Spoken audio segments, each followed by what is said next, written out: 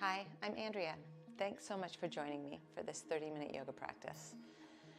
If you don't happen to have a yoga mat like I do, no worries. Find an area like this living room rug. Maybe you've got a rug or a carpeted area in your house that you can use to serve as your yoga mat for today. I've got 2 blocks. A great substitute are thick books. And a folded blanket, which is honestly the throw blanket from my couch and could be yours as well. A folded beach towel, a nice thick bath towel. I have a sleeping dog, highly recommended if you have one. We'll start standing with our feet hip distance and parallel in what's called mountain pose. It is the foundational pose of all poses. So hip distance, parallel. If you turn your palms to face away from one another and let that originate at your shoulder joint, it will naturally, organically uplift your heart. Let your chin stay parallel to the ground, so just think of it floating parallel. Your gaze in front of you at the bright horizon. And let's give ourselves a moment to stop so that we can start.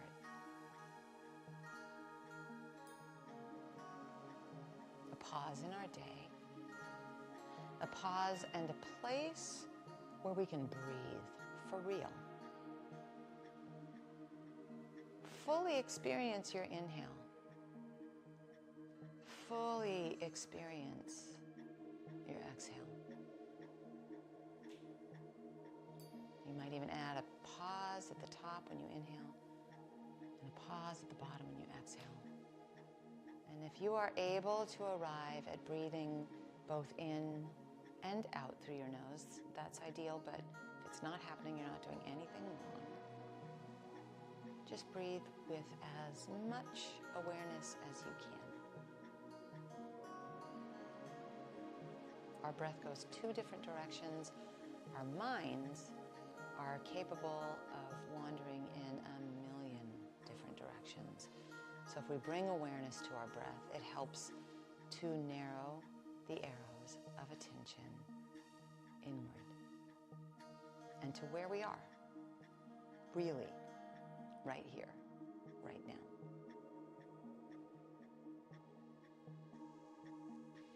We'll add some movement to our breath awareness.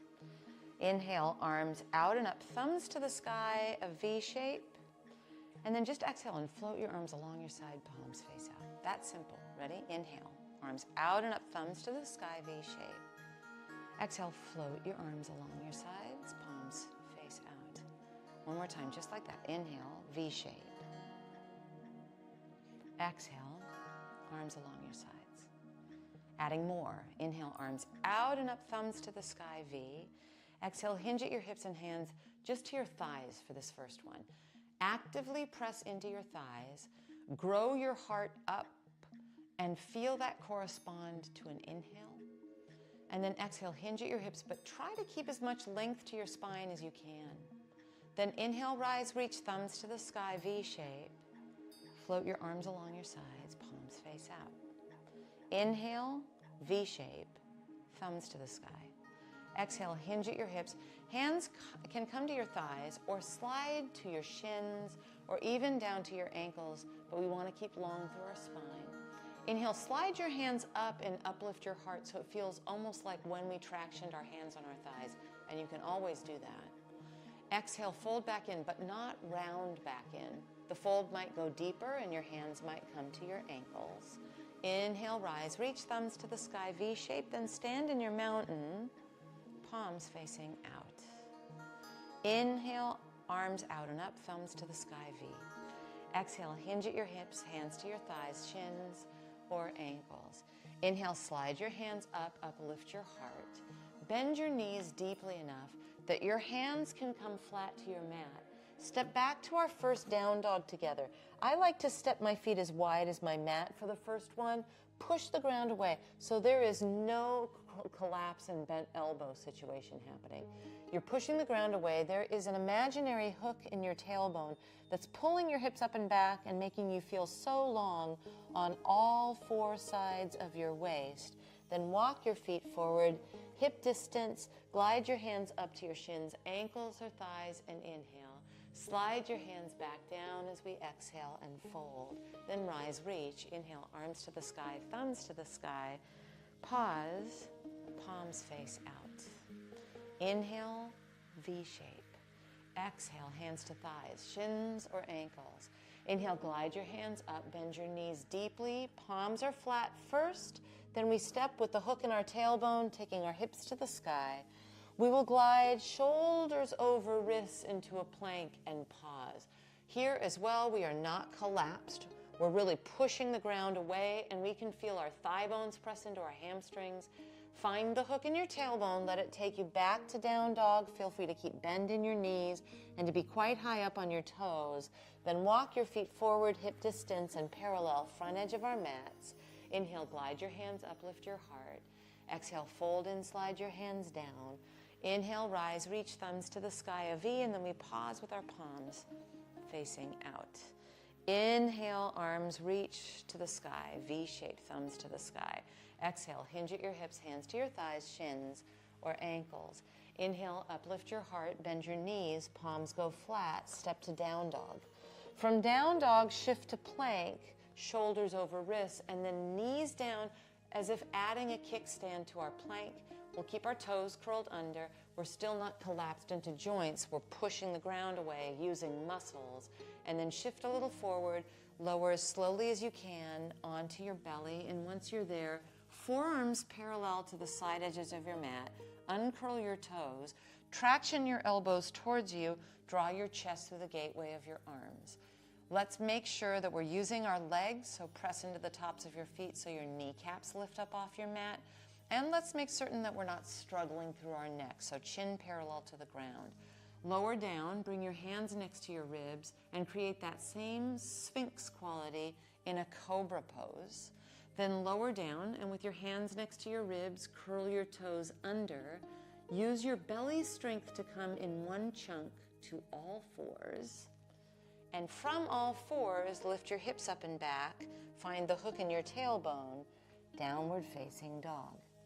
We walk forward, feet hip distance at the front edge of our mat. Glide your hands up, inhale, lift your heart. Slide your hands down, exhale, fold. Inhale, rise, reach, thumbs to the sky, a V, and then we pause with our palms facing out. Inhale, arms reach, thumbs to the sky, V. Exhale, hinge at your hips, hands to your thighs, shins or ankles. Inhale, glide your hands up, palms flat, step it to your downward facing dog. From down dog, shift it shoulders over wrists, bring your knees to your mat, lower in one piece, all the way to your belly. It's a cobra pose, uncurl your toes, or a sphinx pose if you prefer. Lower down, curl your toes back under, make sure your hands are next to your ribs. Come through all fours. Let your tailbone find its hook that takes your hips up and back to the back edge of your mat. And then walk your feet forward to your hands. Feet are hip distance. Glide your hands up. Inhale. Fold as we exhale. Rise, reach, thumbs to the sky, V shape, and then we pause with our palms facing out. Inhale, arms out and up, thumbs to the sky, V. Exhale, hinge at your hips, hands to thighs, shins or ankles. Inhale, glide your heart up. Find your two blocks, bring them so that as you bring your heart up, they are not underfoot, but within reach, and probably a pretty great tool to use for our next bit. Step back with your left foot. Be on the ball of your left foot and inch your right foot over to the right just a smidge. So we've got a little bit more space between our right foot and left foot. Maybe add some bend to your back knee so we can find mountain pose, if you will, as we come upright, thumbs to the sky, V shape, upright in our crescent lunge. Bring your hands back to your blocks or books. Move your blocks or books off the side of your mat, palms flat, step to down dog. Lift your left leg back behind you, and then step your left foot forward and we're in a lunge, but we've come to it a different way. Take your blocks to either side of that left foot and heel toe your left foot a little bit to the left. Firm through your belly. We're using our blocks at the moment. Bend your back knee maybe a little bit so that when we come upright, it's a little easier to come upright and feel as though we're standing in mountain pose, even though we know we're actually standing in a lunge. And then we will take our hands to our books or blocks, a little bit different this time. Step your right foot hip distance from your left foot. Move your blocks, inhale, lift your heart. Exhale, fold back in. And then inhale, rise, reach thumbs to the sky, a V shape, arms along your sides, palms face out. Inhale, arms reach.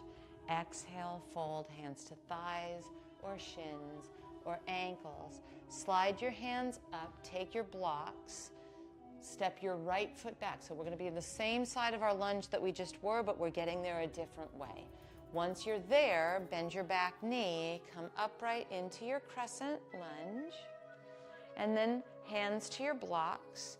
A little different this time, move your blocks off the side of your mat, palms flat, down dog. Either stay here or shift to plank, shoulders over wrists. Bring your knees down onto your mat, slow motion onto your belly. Uncurl your toes for either a cobra or maybe a sphinx pose. Lower down, curl your toes under so we can come in one chunk on all fours. And then the hook in our tailbone takes us to down dog.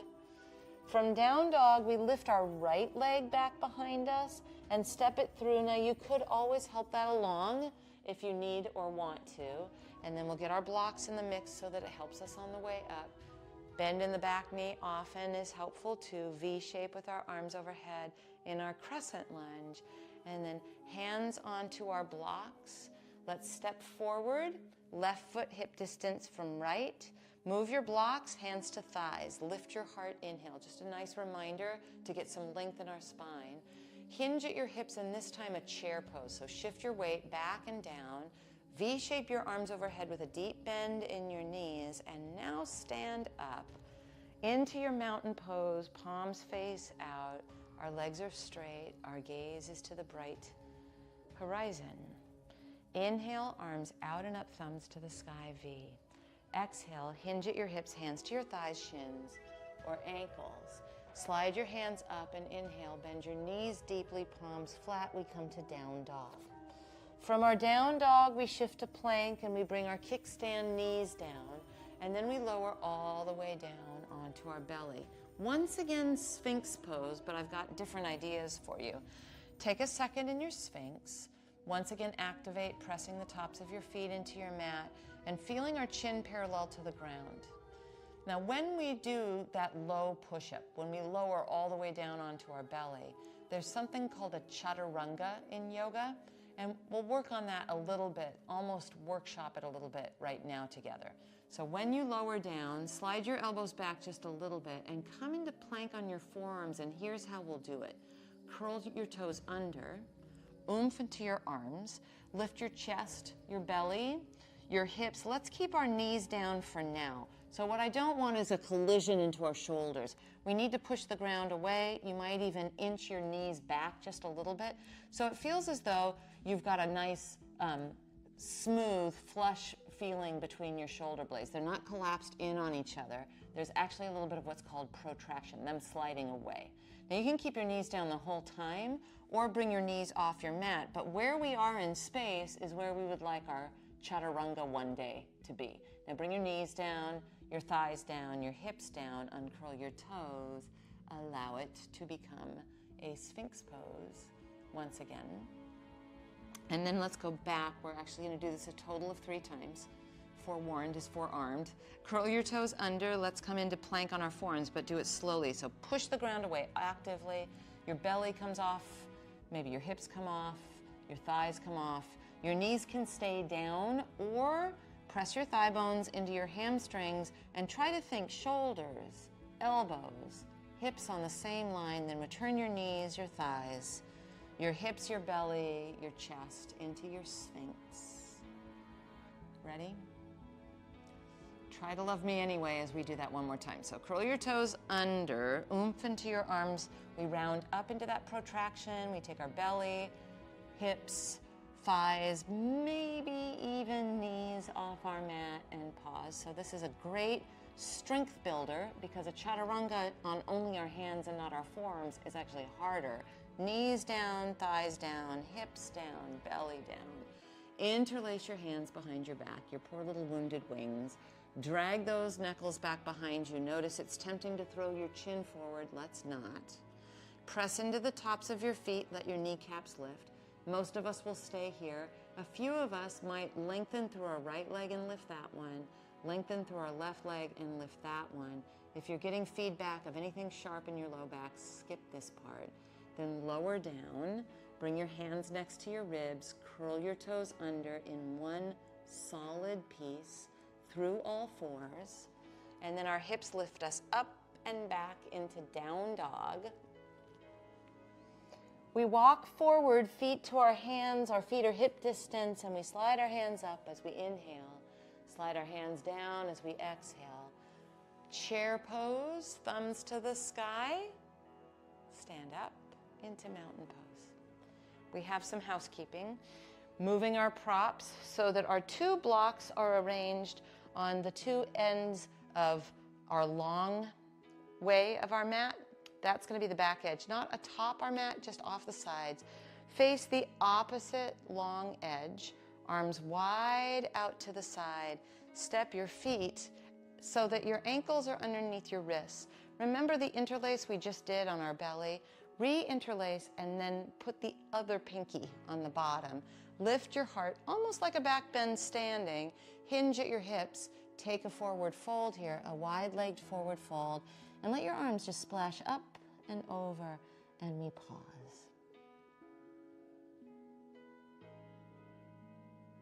Bring your hands to your hips, firm through your belly. You might want a little bend in your knees as we come upright, and then turn your right leg out so that your right foot is facing the short edge of your mat. Slide your left heel at a 45-degree angle. Arms out to the side, thumbs to the sky. Bend your front knee. We want a vertical line from our knee to our ankle, so you might double check that. And then we pause here.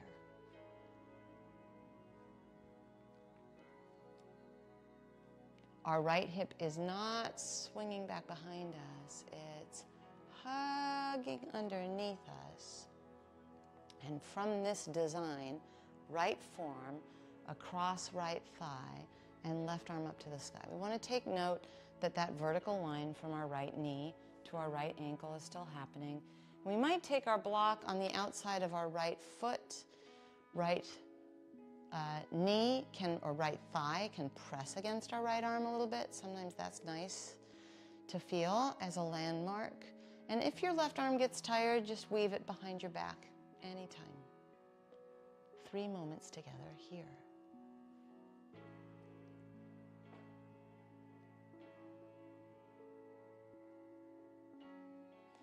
Take a look down so you can move your prop off the side of your mat. Come to warrior 2 and then straighten that front leg. All toes turn to face the long edge of our mat. We'll turn our left leg out.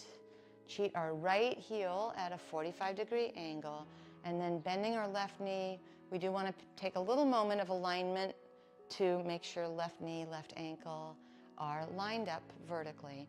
Left forearm across left thigh. Right arm up to the sky, thumb to the sky. This is a great place to stay. We're hugging that left hip underneath, not letting it swing back behind us. You could snag your block with your left hand, put your hand on your block, and then your left thigh can press against that left arm. Now, if you're doing forearm across the thigh, it's like a little convincing, gentle of your left thigh to the left a little bit. If your right arm, your top arm gets tired, you weave it behind your back anytime. 3 moments together here.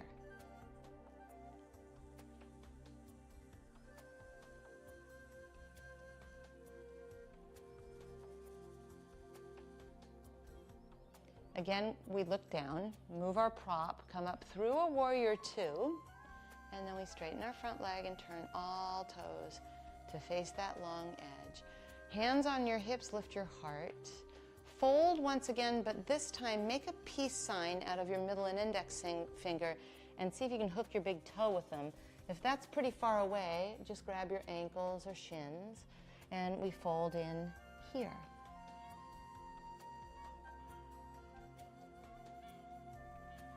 Then bring your hands to your hips, firm through your belly, all the way upright we go, and we heel toe, till we're hip distance and can move with ease.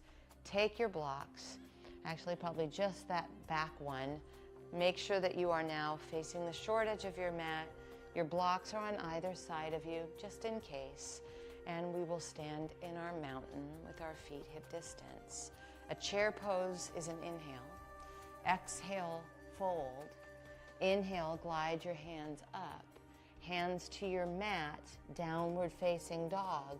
From down dog, lift your right leg. Step your right foot forward. Either come up into that crescent lunge or bring your back foot flat and come up into a warrior one. The choice is yours. There's no rush. Bring your hands to your mat. Step it to down dog. Either stay in down dog or shift so that your shoulders are over your wrists and bring your knees to your mat, lowering all the way down onto your belly. Uncurl your toes into cobra or sphinx pose. Lower down, curl your toes under, come through all fours. The hook in our tailbone brings us to down dog, and we lift our left leg. Step your left foot forward. You can stay on the ball of your back foot or turn your back foot flat. Remember, helping that front foot forward is always allowed. We reach our arms to the sky, and we take our hands back to our mat. Spin on your back toes if you were in your warrior one. Step to your down dog. And then from your downward facing dog, lift your right leg once again. Step your right foot forward, help it along if it needs it, and lower your back knee. Stack your two books or blocks on the inside of that right foot, and maybe come onto your forearms on your blocks or even on your mat. Humble warrior stretch.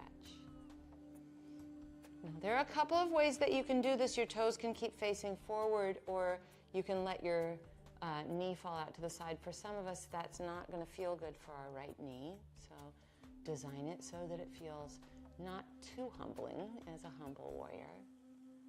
And then we'll get still and maybe even as relaxed as Tippy is over here for 1 full minute of silence.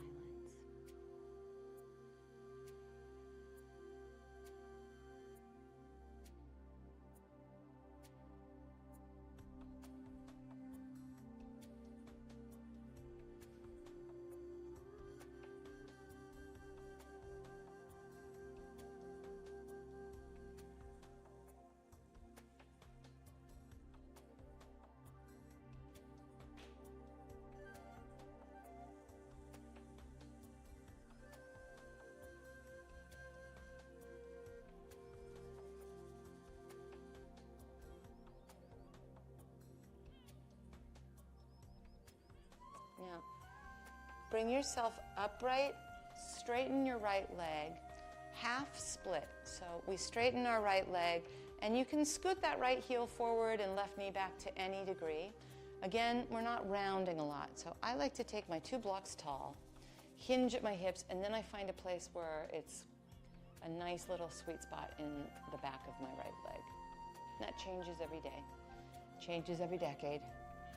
So you just find a place for today where you get a nice stretch on the back of your right leg and probably a bit of stretch on the front of your left leg too. Let's soak here for a few moments.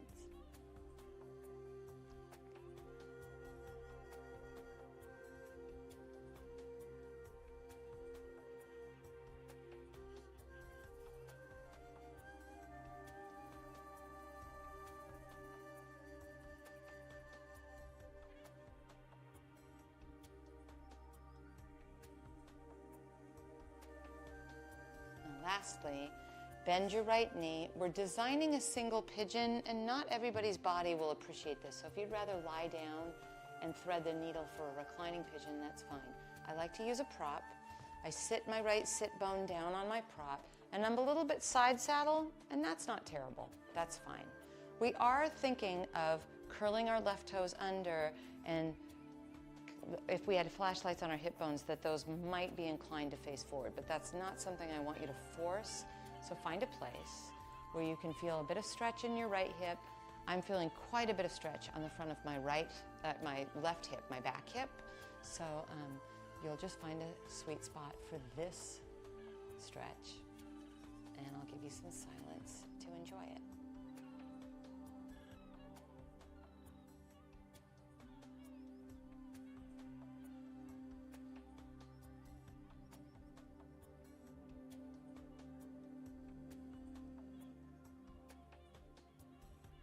I like to bend my front knee a little bit more, help myself off the block. Let's just come to all fours because we're headed to a humble warrior, so we can stay close to the floor. Step your left foot forward. Now your right knee is on your mat. You can always use your blankets for padding for anything that wants some help. And then maybe forearms on your block or forearms on the ground. If you enjoyed letting the razor's edge of your left foot on this side be on the floor and your knee falling out to the side, your left knee out to the side of it, you can do that, or not. And then let's have 1 minute of silence.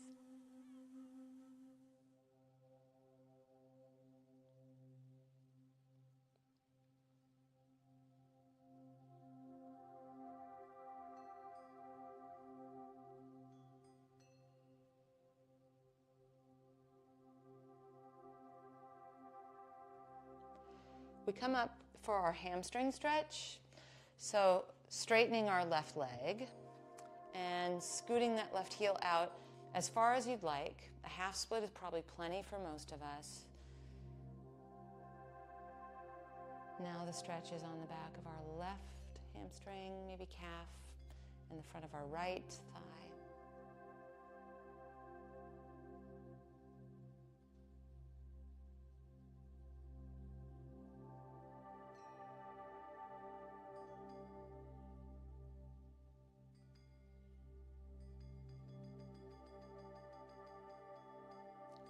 Do remember that reclining pigeon, threading the needle on your back, a figure 4 lying down is a great way to go. Unless you'd like to join me in single pigeon. We bend our left knee. We sit our left sit bone on our prop. We're probably pretty side saddle, all good. But the thought is that we curl those left toes under and kind of let our hips think about facing forward a bit.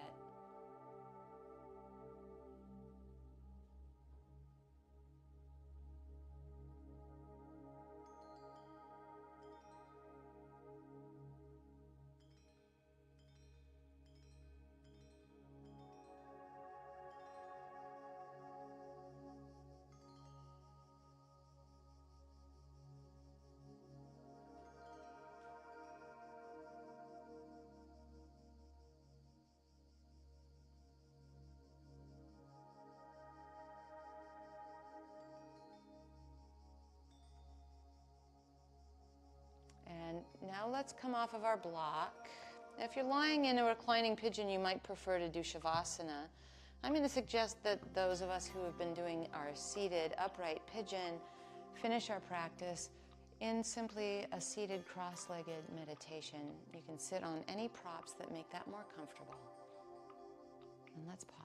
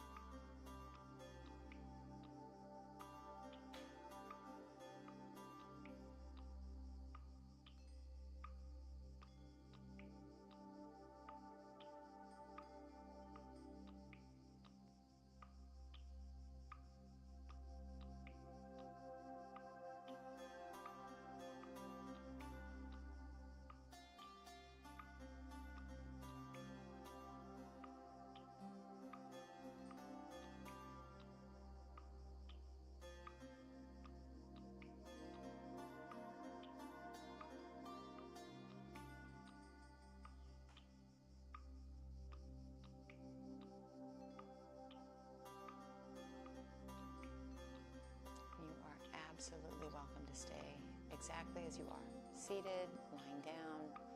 I mean, certainly Tippy is going to keep lying down in her Shavasana. She's the queen of Shavasana. I'm Andrea. Thank you so much for practicing with me. I look forward to us doing it again together soon.